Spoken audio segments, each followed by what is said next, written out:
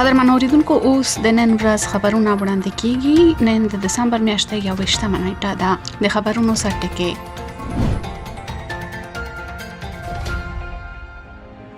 لومړی وزیر مودي وايي د نړیوالې ودې په اړه بحثونه یوازې د 100 تنو ترمنځ نه کیږي، نو مړ ټینګار کوي چې اجنډا باید پراخه شي. د روغتیا وزیر ډاکټر هاشوردن وايي حکومت د کورونا واکسینو لپاره 300 میلیونه خلکو ته لومړیتوب ورکړی دی. د افغانستان په پلازمینه کابل کې د موټر بم په 14 کې 8 تنه مړه او 15 نور ټپيان شوي دي. په نیپال کې پارلمان منحل شوی. ټاکنې به د راتلونکي کال د اپریل او می په میاشتو په 2 پړاوونو کې تر سره شي. او اروپאי هیوادونو د کورونا وایروس نوي انتاناتو فشار له امله له انګلستان څخه پر الوتنو بندیز ولګاوه.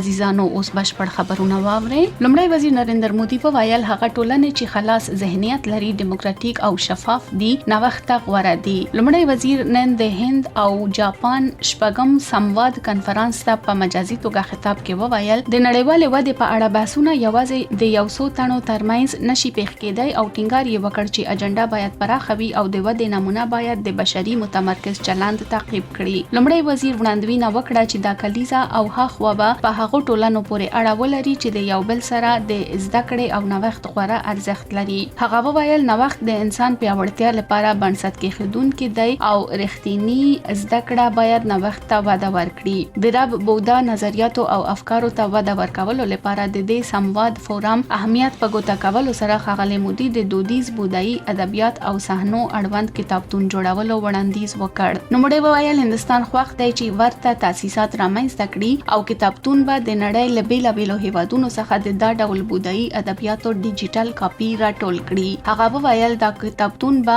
نه یوازې د ادبیاتو زیرمه وي بلکې دا د انسانانو ټولنو او انسان او طبیعت ترمنځ د څېړنې او خبرو اترو لپاره پلیټ فارم هم وي. نو مړی زیاته کړه چې د دې څېړنیز ماموریت کې به دا هم شامل وي چې څرنګه د بودا پیغام زموږ عصري نړۍ ته د معاصر ننګونو لکه غربت، نجات پالنې، افراطیت، د جندر تبعیض، د اقلیم بدلون او ډیرو نورو ګواښونو په وړاندې لارښوونه کولی شي. لومړی وزیر نریندر مودي به سبا د هند د 2020 زیږدیز کال په نړیوال ساينس فیسټیوال IISF کې د ویډیو کانفرنس له لارې افتتاحي وینا وکړي. د ساينس او ټیکنالوژي ځمکني علومو مرکزی وزیر ډاکټر هاشوردن به هم په مراسم کې شامل وي. د ساينس او ټیکنالوژي وزارت او د ځمکني علومو وزارت د ویګیان بھارتی په همکارۍ په ټولنه کې د ساينسي مزاج ته وده ورکولو لپاره د هند نړیوال ساينس فیسټیوال جوړ کړ. په 2015 زیږدیز کال کې پیل شوی IISF د ساينس او ټیکنالوژي هڅولو لپاره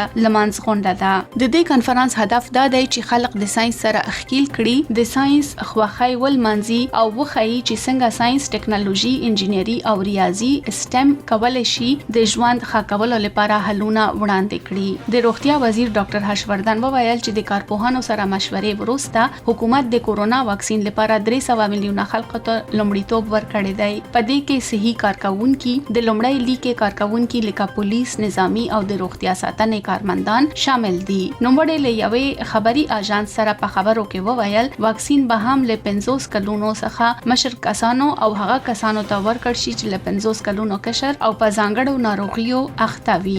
یاد وزیر وویل د حکومت لومړیتوب د واکسینو خوندیتوب او موثریت دی او موږ به په دې اړه جوړجاړي ونه کړو. ډاکټر هاشوردن وویل هغه په شخصي ډول احساس کوي چې د راتلونکي کال جنوري په هر اونۍ کې موږ کولی شو په دې حالت کې یو چې د هند خلکو ته د لومړي کورونا واکسین ورکړو.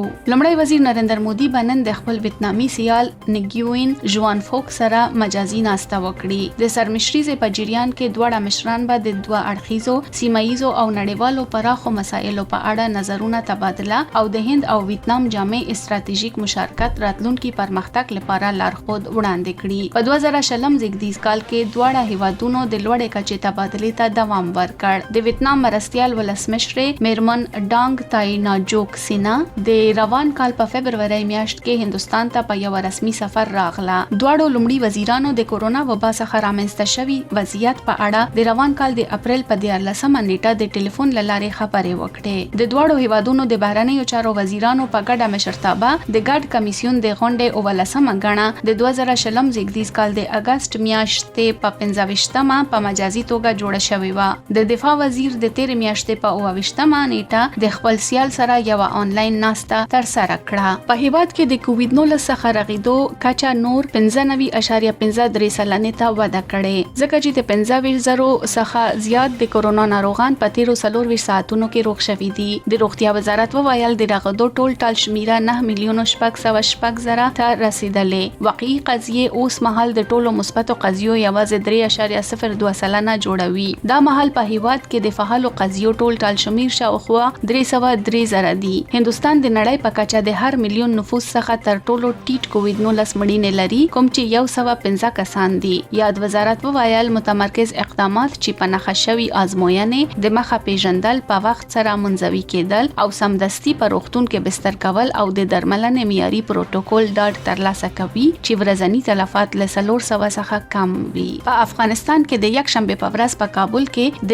موټر بم په چاودنه کې 8 تنه وژل شوي او تر 1500 زیات نور کسان ټپیان دي. یو امنیتي چارواکي وویل د موټر بم د پلازمینې په لویدیځ کې وچاودید. د روغتیا وزارت یو چارواکي هم دغه چاودنه تایید کړې ده. د کورنیو چارو وزارت ویان طارق آریان د برید پړه په ترګرو واچوله او ویل چې په تلفاتو کې ښځې او ماشومان هم شامل دي. د ټلویزیون انځورونه لږ تر لږه 2 موټرې اورته وختل او تور لوګي اسمان ته راووتل. کابل په دې وروستیو میاشتو کې د مرګونې تاوتریخوالي سره مخ شوی، سره لدې چې طالبان او حکومت د سولې خبرو کې برخه اخیسته ترڅو د هیواد اوګدې شخړې پای ته ورسوي. تر دې دمه کومې ډلې د دې مسولیت په غاړه نه دی اخیسته.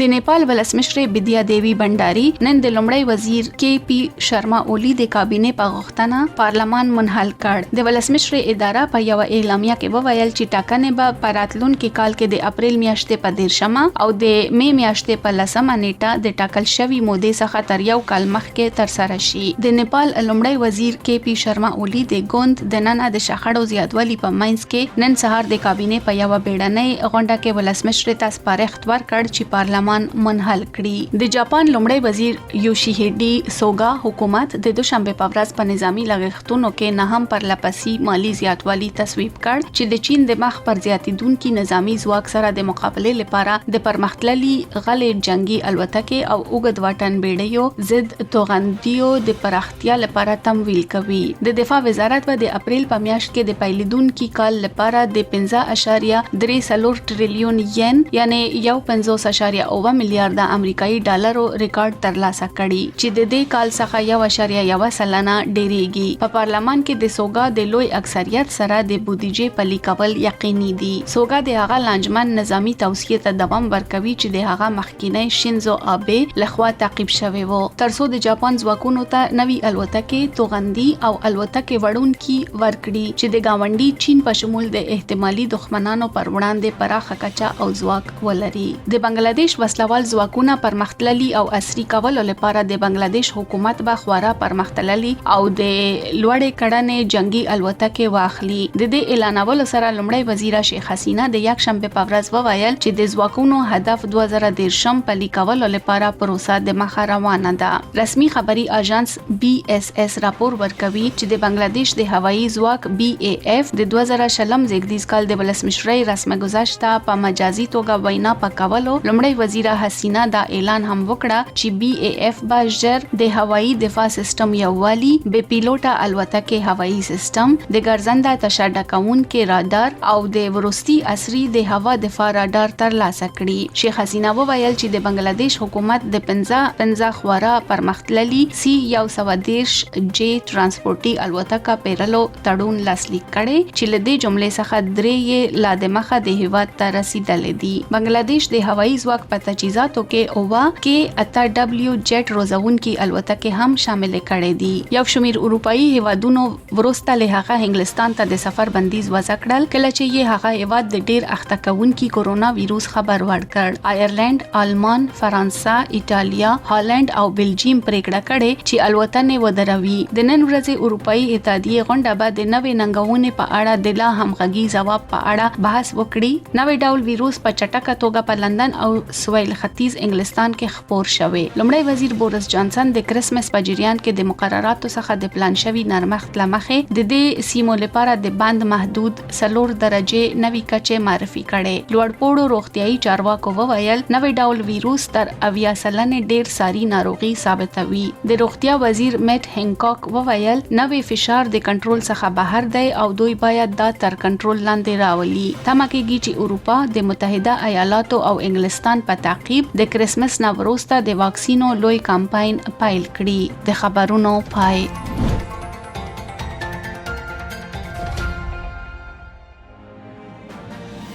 پروانو حالاتو یو تفسیره د پاکستان په ملي ګټو د پوز منفي اغیزه لیکنه د راغب اختر جباړه وینا د هریندر کومار سواتی.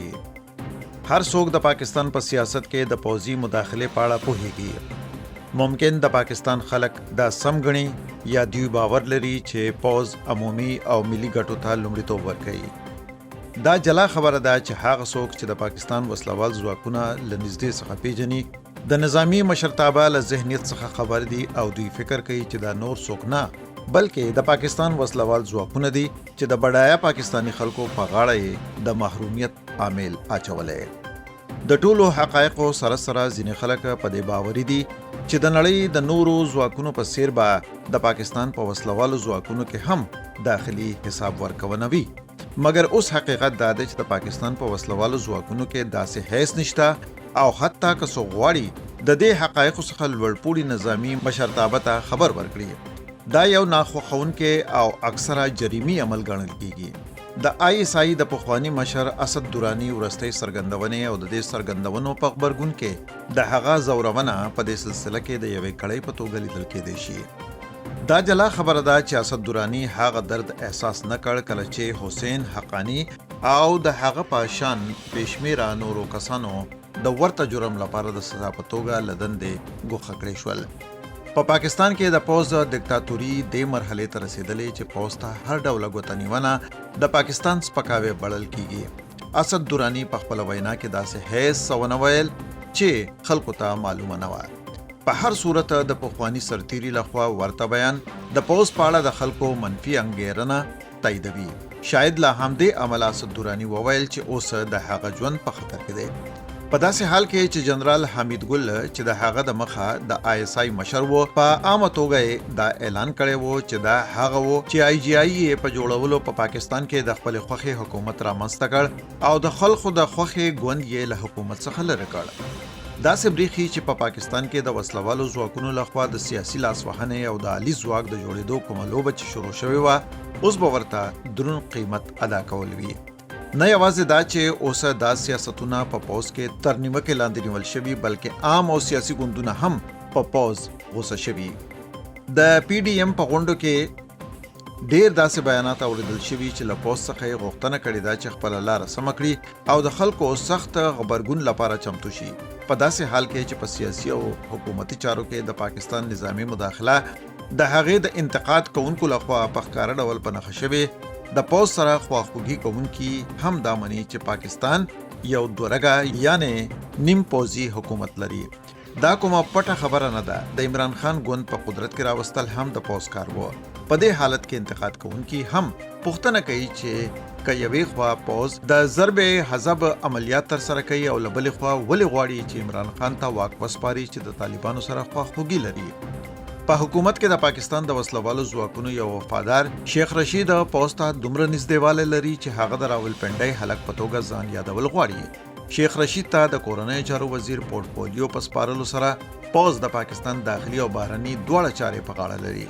له بلې خوا که موږ د هغه شخصیت او په بیاناتو نظر واچو نو څرګندېږي چې د هغه خواخوږي د افراطي ډلو سره ده چې غواړي د پاکستان په ګاونډیو هیوادونو کې د ترهګرۍ خونړۍ لوبه وکړي. په دې شرایطو کې څنګه به امکان وي چې د هغه سازمانونو او اشخاصو پر وړاندې به اقدام وشي چې په ګاونډیو هیوادونو کې په ترهګریزو پیښو کې داخل دي. شیخ رشید نه یوازې له دې سازمانونو سره خواخوږي لري بلکې داسې بریښي چې له هند سره اټومي جګړه هم غواړي. په دې برخه کې له هغه ډېرې څرګندونې په رسنیو کې لیدلی او اورېدلی شي. له بلې خوا د پاکستان اقتصادي پرمختګ د ترهګرو پر وړاندې د فعالیت په شرط راغلی. د دې څخه اوږدې مودې لپاره د FATF په څیر سازمانونه دا غوښتنه کوي. په داسې حالاتو کې د پاکستان خلک هم باید په پام کې ونیسي چې آیا د شیخ رشید په څیر خلک د پاکستان پراخ ملي ګټو لپاره سرمایه ده یا بوج دی.